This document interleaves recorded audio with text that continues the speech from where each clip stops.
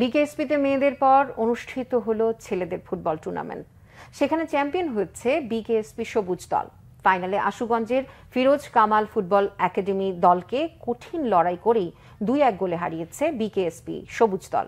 তৃণমূল থেকে দেশের ফুটবল উন্নয়নে প্রথমে মেয়েদের টুর্নামেন্ট এবং এরপর ছেলেদের টুর্নামেন্ট আয়োজন করেছে বিকেএসপি। দুটি আসরেই বিকেএসপির দুটি দল ছাড়াও অংশ নিয়েছে দেশের বিভিন্ন জেলার 14টি একাডেমি দল। 5 দিন ব্যাপী ছেলেদের টুর্নামেন্ট ফাইনালে মোহাম্মদ সাব্বির ও মোহাম্মদ হাম্মাদের গোলে প্রথমার্ধেই 2 গোলে এগিয়ে যায় বিকেএসপি সবুজ দল। ভালো খেলে দ্বিতীয়ার্ধে একটি গোল পরিশোধ করে আশুগঞ্জের Firoz Kamal football academy. Final শেষে বিকেএসপির মহাপরিচালক ব্রিগেডিয়ার জেনারেল মোহাম্মদ মুনিরুল ইসলাম পুরস্কার বিতরণ করেন। তিনি বলেন, এ ধরনের টুর্নামেন্ট বেশি আয়োজনে তরুণ খেলোয়াড়দের মাঝে প্রতিযোগিতামূলক মনোভাব গড়ে তুলতে সাহায্য করবে।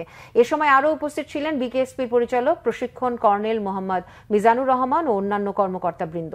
টুর্নামেন্টে সেরা খেলোয়াড় নির্বাচিত হন বিকেএসপির সবুজ দলের আরিফ।